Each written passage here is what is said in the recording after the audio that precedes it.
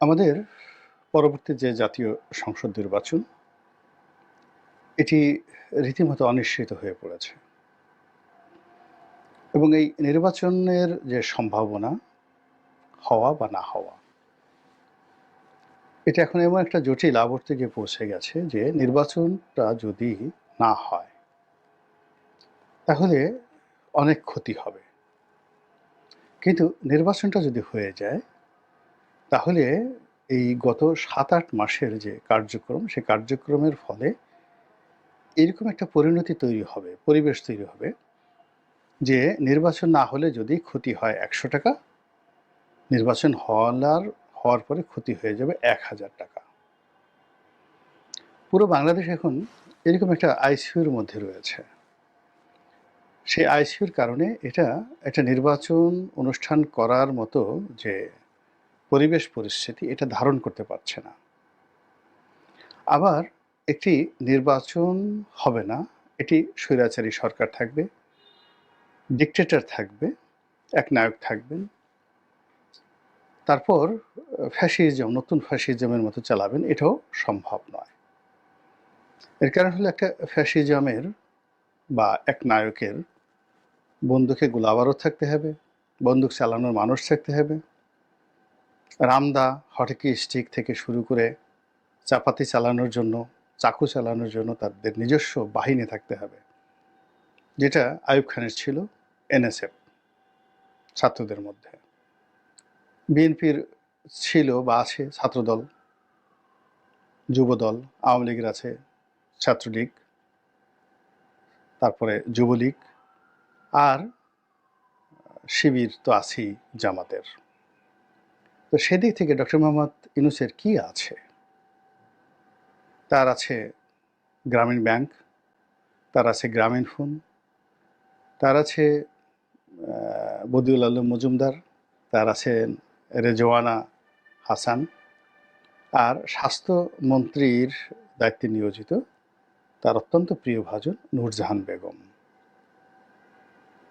তো এখন এই যে তার যে সহায় সম্পত্তি সোনাদানা, তো এই সোনাদানা দিয়ে তিনি একটি একনায়কতন্ত্র প্রতিষ্ঠা করবেন শেখ হাসিনার মতো, আইয়ুব খানের মতো, এরশাদের মতো। এটি বাংলাদেশের পাগলেও বিশ্বাস করবে না, এটি অসম্ভব বিষয়। ২ নম্বর হলো যে আবারও যদি নির্বাচন হয়ে যায়, সেই নির্বাচনে ভোট কাটতে হবে, কারচুপি করতে হবে, ব্যালট বাক্স ভরতে হবে। আদারওয়াইজ বিশ্বের কাছে এই যে নির্বাচন, এই নির্বাচন গ্রহণযোগ্য হবে না। এর কারণ হলো যদি ছেড়ে দেওয়া হয় মাঠে, খুন হবে, খারাপই হবে এবং ভোট কেন্দ্রে সেই ২০২৪ সনের যে রাতের মানে আমিডামি নির্বাচন, সেখানে যে ভোটার হয়েছিল তার চেয়েও কম ভোট হবে, ভোটার আসবে। দূর থেকে দাঁড়িয়ে তামসা দেখবে যে বিএনপির প্রার্থীরা, জামাতের প্রার্থীরা, বিদ্রোহী প্রার্থীরা, স্বতন্ত্র প্রার্থীরা কীভাবে মারামারি করছে, ওই দৃশ্য দেখার জন্য কেউ চীনের চালে উঠবে ভোটের দিন, কেউ দূর থেকে দাঁড়িয়ে দেখবে কে কত গণ্ডগোল করতে পারে, এই জিনিসগুলো তারা দেখবে সেখানে। কিন্তু বুথে গিয়ে ভোট দেবেন এইরকম লক্ষণ এখন পর্যন্ত হয়নি এবং আগামী ১-২ বছরে এই লক্ষণ হবে না। ক্রমশ মানুষের মনে ভয় এবং আতঙ্ক, বিরক্তি বাড়ছে ইলেকশন নিয়ে। তো ধরুন একটা ইলেকশন হলো, ছিল পিটিয়ে জিতা গেল, কিন্তু সেটা কি বিএনপি একা পারবে? জামাত একা পারবে? কিংবা এটা কি অন্য কেউ পারবে? প্রশ্নই আসে না।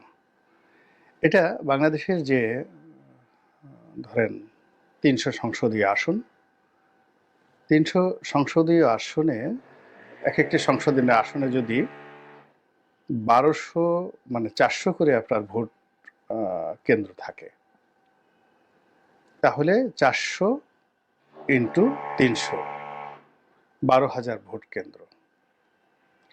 এই ১২,০০০ ভোট কেন্দ্রে ১২,০০০ রকম পরিবেশ এবং পরিস্থিতি হবে। অর্থাৎ ওই ভোট কেন্দ্রটি যে বাড়ির সামনে, ওই ভোট কেন্দ্রে যে প্রার্থীর দাপট রয়েছে এবং যে প্রার্থী ওই ভোট কেন্দ্রে টাকা পয়সা দিয়ে গুন্ডা এবং পুলিশকে ম্যানেজ করতে পেরেছে, সেই মূলত ভোট কেন্দ্রে দাপট দেখিয়ে ভোট বাক্স ভরতে পারবে। এবং এই ভোট যখন গোনা হবে, তো ভোট কেন্দ্রের সমস্যা হবে না, কিন্তু এই ভোটের রেজাল্টটা যখন টিওনো অফিসে যাবে এবং সেখান থেকে যখন এটা গোনা হবে, ওটার যে রেজাল্ট কি হবে এটা একমাত্র আল্লাহ ছাড়া কেউ বলতে পারে না। ১। ২ নম্বর হলো যে এই ভোটগুলো যে যার কেন্দ্র থেকে তো তারা সিল পিটিয়ে পাঠিয়ে দিয়েছে। যে পাঠিয়ে দিয়েছে সে ধরে নিয়েছে সে জিতে যাবে। এখন একটি নির্বাচন এলাকায় যদি ৪০০ ভোট কেন্দ্রে ৪০০ রকম রেজাল্ট করে থাকে, তো এরকম ৪০০ লোকের সঙ্গে যদি ১০০ লোক যোগ হয়, তাহলে ৪ থেকে ৫,০০০ এরকম ক্যাডার টিওন অফিসের সামনে দাঁড়ানো থাকবে। উৎসুক জনতা থাকবে আরও কয়েক হাজার, এবং তারা সবাই যারা ভোট কেটেছে সবাই নিশ্চিত থাকবে যে তারাই জিতে যাচ্ছে। তো কিন্তু ধরুন একটা ভোট কেন্দ্রের নাম তেঁতুলতলা। তেঁতুলতলা থেকে ১০০ লোক সেখানে দাঁড়িয়ে আছে, কিন্তু পাশে আরেকটা জায়গা আছে ধরেন গাবতলা। তো গাবতলার লোকও দাঁড়িয়ে আছে, কিন্তু গাবতলার লোক আর তেঁতুলতলার লোক আলাদা পক্ষের। ২ পক্ষই ভোট কেটেছে এবং ১০০% তারা ভোট দিয়েছে। এবং যখন ভোটের রেজাল্টটা গাবতলার পক্ষ আসলো না, তেঁতুলতলার পক্ষ আসলো না, কিন্তু আসলো দেখা গেল যে সেই মানে ঠ্যাঙ্গামারি গ্রুপের যে প্রার্থী, সেই প্রার্থীর দলে চলে আসলো এবং সেখানে জিতল ভাতারি বেগম নামে একজন প্রার্থী। বা সেখানে ধরুন ভাতারি বেগমের পরিবর্তে যদি ছেলে ধরেন একজনের নাম ওইরকম একজন ধরলো, যেমন টেডি বাবু। তো টেডি বাবু নাম এখন টিওনো সাহেবের পক্ষে, ওসি সাহেবের পক্ষে, ওখানকার ম্যাজিস্ট্রেটের পক্ষে এরকম ভাতারি বেগম বা টেডি বাবু এদের বিজয়ী ঘোষণা করা তার জন্য একটা জীবন মরণ সমস্যা হয়ে যাবে।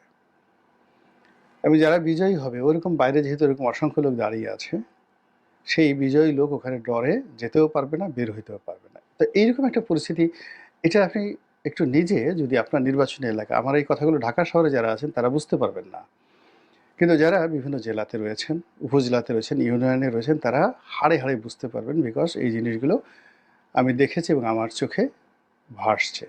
14, 18 এবং 24-এর যে নির্বাচন সেটা দেখেছি।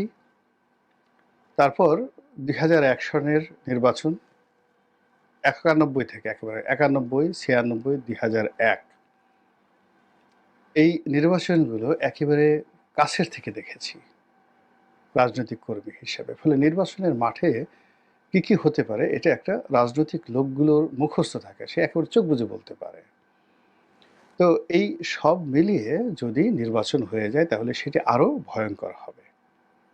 অর্থাৎ একদিকে নির্বাচন হবে না, সেটার ভয়ঙ্কর দিক, আরেকটা নির্বাচন না হলে, হয়ে গেলে সেটার ভয়ঙ্কর দিক মানে নির্বাচন না হওয়ার চেয়ে হলে 100 গুণ বেশি হবে। এবং এটা এখন দেশের মূলধারার যারা রাজনৈতিক নেতৃবৃন্দ তারা বুঝতে পেরেছেন। ২ নম্বরে যেটা হলো, যারা এখন ক্ষমতায় রয়েছেন তারা নানা রকম তালবাহানা করছেন। সকালে এক কথা, বিকেল এক কথা, সকালে এক কর্ম, বিকেলে এক কর্ম, সকালে এক সিদ্ধান্ত, বিকেলে এক সিদ্ধান্ত, পুরো তছনছ করে ছেড়ে দিচ্ছেন সব কিছু।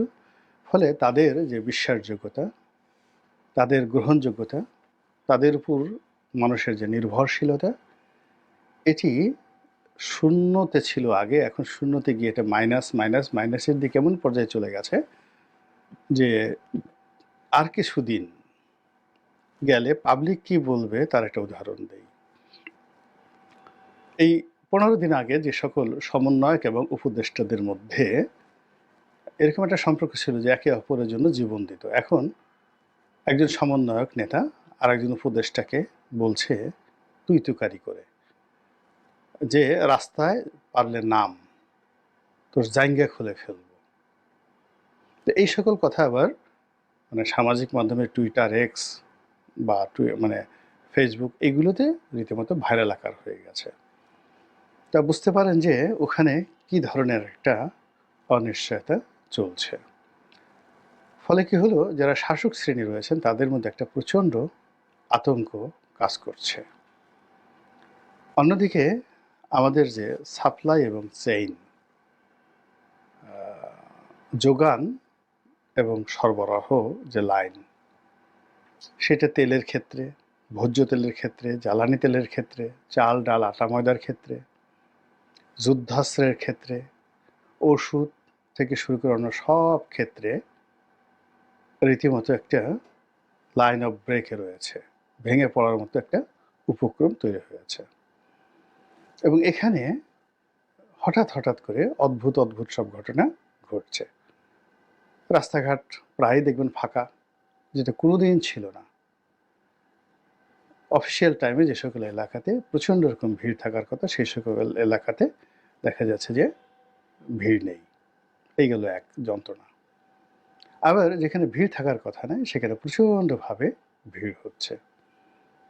যে মানুষগুলো নেতৃত্ব দিতেন আমাদের এই সমাজে, পড়াতেন, কথা বলতেন, সম্মানী ব্যক্তি ছিলেন, তারা সবাই পর্দার আড়ালে চলে গেছেন।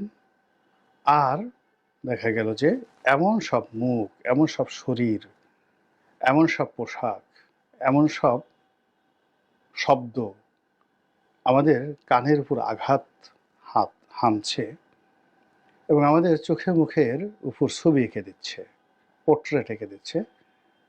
মানে এগুলো যে কোনো আবর্জনার চাইতেও আমাদের কাছে পুঁতিময়, দুর্গন্ধময় মনে হচ্ছে।